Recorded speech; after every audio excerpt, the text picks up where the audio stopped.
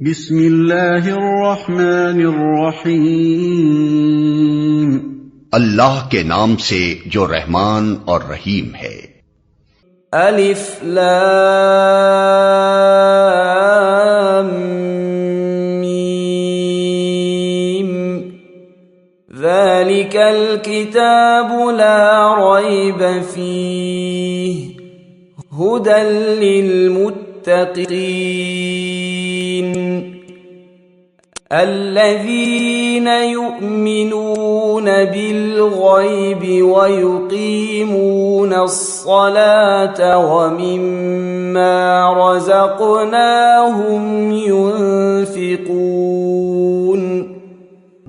یہ اللہ کی کتاب ہے، اس میں کوئی شک نہیں ہے، ہدایت ہے ان پرہیزگاروں کے لیے جو غیب پر ایمان لاتے ہیں، نماز قائم کرتے ہیں، جو رزق ہم نے ان کو دیا ہے اس میں سے خرچ کرتے ہیں۔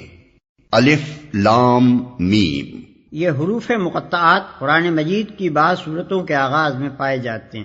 جس زمانے میں قرآن مجید نازل ہوا ہے اس دور کے اسالیب بیان میں اس طرح کے حروف مقطعات کا استعمال عام طور پر معروف تھا۔ خطیب اور شعراء دونوں اس اسلوب سے کام لیتے تھے، چنانچہ اب بھی کلام جاہلیت کے جو نمونے محفوظ ہیں ان میں اس کی مثالیں ہمیں ملتی ہیں۔ اس استعمال عام کی وجہ سے یہ مقطعات کوئی چیستہ نہ تھے جس کو بولنے والے کے سوا کوئی نہ سمجھتا ہو، بلکہ سامعین بالعموم جانتے تھے کہ ان سے مراد کیا ہے۔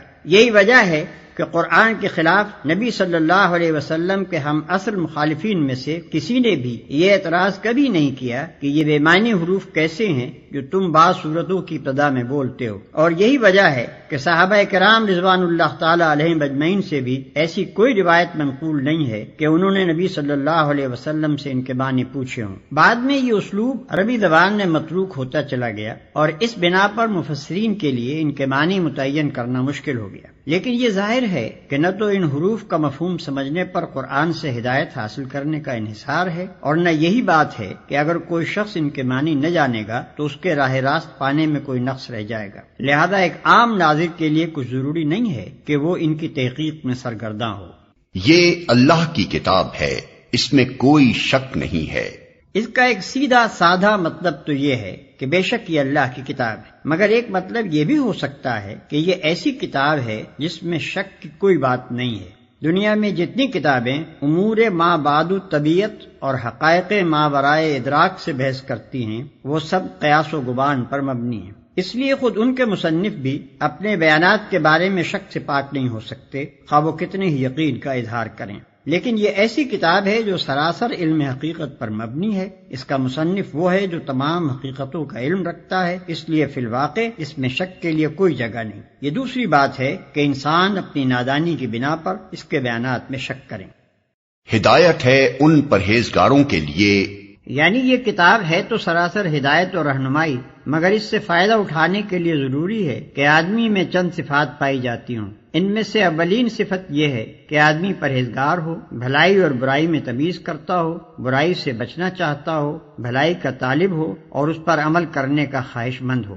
رہے وہ لوگ جو دنیا میں جانوروں کی طرح جیتے ہوں، جنہیں کبھی یہ فکر لاحق نہ ہوتی ہو کہ جو کچھ وہ کر رہے ہیں وہ صحیح بھی ہے یا نہیں، بس جدھر دنیا چل رہی ہو یا جدھر خواہش نفس دھکیل دے یا جدھر قدم اٹھ جائیں اسی طرف چل پڑتے ہوں، تو ایسے لوگوں کے لیے قرآن میں کوئی رہنمائی نہیں ہے۔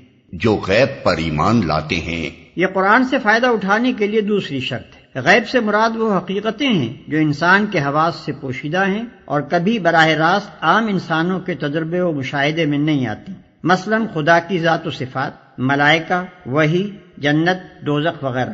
ان حقیقتوں کو بغیر دیکھے ماننا اور اس اعتماد پر ماننا کہ نبی ان کی خبر دے رہا ہے، ایمان بالغیب ہے۔ آیت کا مطلب یہ ہے کہ جو شخص ان غیر محسوس حقیقتوں کو ماننے کے لیے تیار ہو، صرف وہی قرآن کی رہنمائی سے فائدہ اٹھا سکتا ہے۔ رہا وہ شخص جو ماننے کے لیے دیکھنے اور چکھنے اور سونگھنے کی شرط لگائے اور جو کہے کہ میں کسی ایسی چیز کو نہیں مان سکتا جو ناپی اور تولی نہ جا سکتی ہو، تو وہ اس کتاب سے ہدایت نہیں پا سکتا۔ نماز قائم کرتے ہیں، یہ تیسری شرط ہے۔ اس کا مطلب یہ ہے کہ جو لوگ صرف مان کر بیٹھ جانے والے ہوں وہ قرآن سے فائدہ نہیں اٹھا سکتے۔ اس سے فائدہ اٹھانے کے لیے ضروری ہے کہ آدمی ایمان لانے کے بعد فوراً ہی عملی اطاعت کے لیے آمادہ ہو جائے، اور عملی اطاعت کی اولین علامت اور دائمی علامت نماز ہے۔ ایمان لانے پر چند گھنٹے بھی نہیں گزرتے کہ مؤذن نماز کے لیے پکارتا ہے اور اسی وقت فیصلہ ہو جاتا ہے کہ ایمان کا دعویٰ کرنے والا اطاعت کے لیے بھی تیار ہے یا نہیں۔ پھر یہ مؤذن روز 5 وقت پکارتا رہتا ہے، اور جب بھی انسان اس کی پکار پر لبیک نہ کہے اسی وقت ظاہر ہو جاتا ہے کہ مدعی ایمان اطاعت سے خارج ہو گیا ہے۔ پس ترک نماز دراصل ترک اطاعت ہے، اور ظاہر بات ہے کہ جو شخص کسی کی ہدایت پر کاربند ہونے کے لیے ہی تیار نہ ہو، اس کے لیے ہدایت دینا اور نہ دینا یکساں ہے۔ یہاں یہ بھی سمجھ لینا چاہیے کہ اقامت صلاۃ ایک جامع اصطلاح ہے۔ اس کے معنی صرف یہی نہیں ہے کہ آدمی پابندی کے ساتھ نماز ادا کرے، بلکہ اس کا مطلب یہ ہے کہ اجتماعی طور پر نماز کا نظام باقاعدہ قائم کیا جائے۔ اگر کسی بستی میں ایک شخص انفرادی طور پر نماز کا پابند ہو، لیکن جماعت کے ساتھ اس فرض کے ادا کرنے کا نظم نہ ہو، تو یہ نہیں کہا جا سکتا کہ وہاں نماز قائم کی جا رہی ہے۔ جو رزق ہم نے ان کو دیا ہے اس میں سے خرچ کرتے ہیں۔ یہ قرآن کی رہنمائی سے فائدہ اٹھانے کے لیے چوتھی شرط ہے کہ آدمی تنگ دل نہ ہو، زر پرست نہ ہو، اس کے مال میں خدا اور بندوں کے جو حقوق مقرر کیے جائیں انہیں ادا کرنے کے لیے تیار ہو۔ جس چیز پر ایمان لایا ہے اس کی خاطر مالی قربانی کرنے میں بھی دریغ نہ کرے۔ والذین یؤمنون بما انزل الیک وما انزل من قبلک وبالآخرۃ هم یوقنون۔ جو کتاب تم پر نازل کی گئی ہے یعنی قرآن، اور جو کتابیں تم سے پہلے نازل کی گئی تھیں ان سب پر ایمان لاتے ہیں اور آخرت پر یقین رکھتے ہیں۔ جو کتاب تم پر نازل کی گئی ہے یعنی قرآن، اور جو کتابیں تم سے پہلے نازل کی گئی تھیں ان سب پر ایمان لاتے ہیں۔ یہ 5ویں شرط ہے کہ آدمی ان تمام کتابوں کو برحق تسلیم کرے جو وحی کے ذریعے سے خدا نے محمد صلی اللہ علیہ وسلم اور ان سے پہلے کے انبیاء پر مختلف زمانوں اور ملکوں میں نازل کی۔ اس شرط کی بنا پر قرآن کی ہدایت کا دروازہ ان سب لوگوں پر بند ہے جو سرے سے اس ضرورت ہی کے قائل نہ ہوں کہ انسان کو خدا کی طرف سے ہدایت ملنی چاہیے، یا اس ضرورت کے تو قائل ہوں مگر اس کے لیے وحی اور رسالت کی طرف رجوع کرنا غیر ضروری سمجھتے ہوں، اور خود کچھ نظریات قائم کر کے انہی کو خدائی ہدایت قرار دے بیٹھیں، یا آسمانی کتابوں کے بھی قائل ہوں مگر صرف اس کتاب یا ان کتابوں پر ایمان لائیں جنہیں ان کے باپ دادا مانتے چلے آئے ہیں۔ رہی اسی سرچشمے سے نکلی ہوئی دوسری ہدایات تو وہ ان کو قبول کرنے سے انکار کر دیں۔ ایسے سب لوگوں کو الگ کر کے قرآن اپنا چشمہ فیض صرف ان لوگوں کے لیے کھولتا ہے جو اپنے آپ کو خدائی ہدایت کا محتاج بھی مانتے ہوں اور یہ بھی تسلیم کرتے ہوں کہ خدا کی یہ ہدایت ہر انسان کے پاس الگ الگ نہیں آتی بلکہ انبیاء اور کتب آسمانی کے ذریعے سے ہی خلق تک پہنچتی ہے، اور پھر وہ کسی نسلی و قومی تعصب میں بھی مبتلا نہ ہوں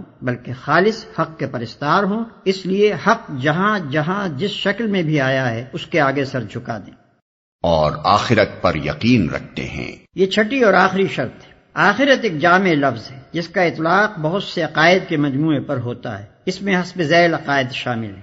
1 یہ کہ انسان اس دنیا میں غیر ذمہ دار نہیں ہے بلکہ اپنے تمام اعمال کے لیے خدا کے سامنے جواب دہ ہے۔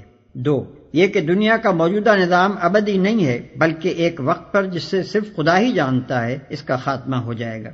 3 یہ کہ اس عالم کے خاتمے کے بعد خدا ایک دوسرا عالم بنائے گا اور اس میں پوری نوع انسانی کو جو ابتدائے آفرینش سے قیامت تک زمین پر پیدا ہوئی تھی بیک وقت دوبارہ پیدا کرے گا اور سب کو جمع کر کے ان کے اعمال کا حساب لے گا اور ہر ایک کو اس کے کیے کا پورا پورا بدلہ دے گا۔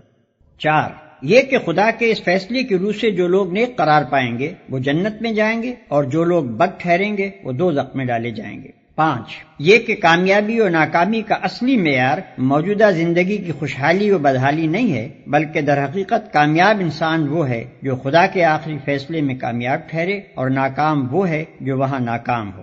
عقائد کے اس مجموعے پر جن لوگوں کو یقین نہ ہو وہ قرآن سے کوئی فائدہ نہیں اٹھا سکتے، کیونکہ ان باتوں کا انکار تو درکنار اگر کسی کے دل میں ان کی طرف سے شک اور تذبذب کی کیفیت بھی ہو تو وہ اس راستے پر نہیں چل سکتا جو انسانی زندگی کے لیے قرآن نے تجویز کیا ہے۔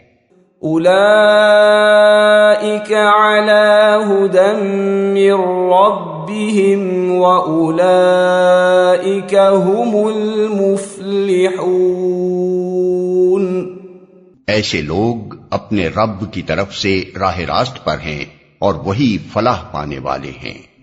ان الذين كفروا سواء عليهم أأنذرتهم ام لم تنذرهم لا يؤمنون۔ جن لوگوں نے ان باتوں کو تسلیم کرنے سے انکار کر دیا ان کے لیے یکساں ہے، خواہ تم انہیں خبردار کرو یا نہ کرو، بہرحال وہ ماننے والے نہیں ہیں۔ جن لوگوں نے ان باتوں کو تسلیم کرنے سے انکار کر دیا، یعنی وہ 6 کی 6 شرطیں جن کا ذکر اوپر ہوا ہے پوری نہ کی، اور ان سب کو یا ان میں سے کسی ایک کو بھی قبول کرنے سے انکار کر دیا۔ ختم اللہ علی قلوبہم وعلی سمعہم وعلی ابصارہم غشاوہ وَلَهُمْ عَذَابٌ عَظِيمٌ۔ اللہ نے ان کے دلوں اور ان کے کانوں پر مہر لگا دی ہے، اور ان کی آنکھوں پر پردہ پڑ گیا ہے، وہ سخت سزا کے مستحق ہیں۔ اللہ نے ان کے دلوں اور ان کے کانوں پر مہر لگا دی ہے۔ اس کا مطلب یہ نہیں ہے کہ اللہ نے مہر لگا دی تھی اس لیے انہوں نے تسلیم کرنے سے انکار کیا، بلکہ مطلب یہ ہے کہ جب انہوں نے ان بنیادی امور کو رد کر دیا جن کا ذکر اوپر کیا گیا ہے، اور اپنے لیے قرآن کے پیش کردہ راستے کے خلاف دوسرا راستہ پسند کر لیا، تو اللہ نے ان کے دلوں اور کانوں پر مہر لگا دی۔ اس مہر لگنے کی کیفیت کا تجربہ ہر اس شخص کو ہوگا جسے کبھی تبلیغ کا اتفاق ہوا ہو۔ جب کوئی شخص آپ کے پیش کردہ طریقے کو جانچنے کے بعد ایک دفعہ رد کر دیتا ہے تو اس کا ذہن کچھ اس طرح مخالف سمت میں چل پڑتا ہے کہ پھر آپ کی کوئی بات اس کی سمجھ میں نہیں آتی۔ آپ کی دعوت کے لیے اس کے کان بہرے اور آپ کے طریقے کی خوبیوں کے لیے اس کی آنکھیں اندھی ہو جاتی ہیں، اور صریح طور پر محسوس ہوتا ہے کہ فی الواقع اس کے دل پر مہر لگی ہوئی ہے۔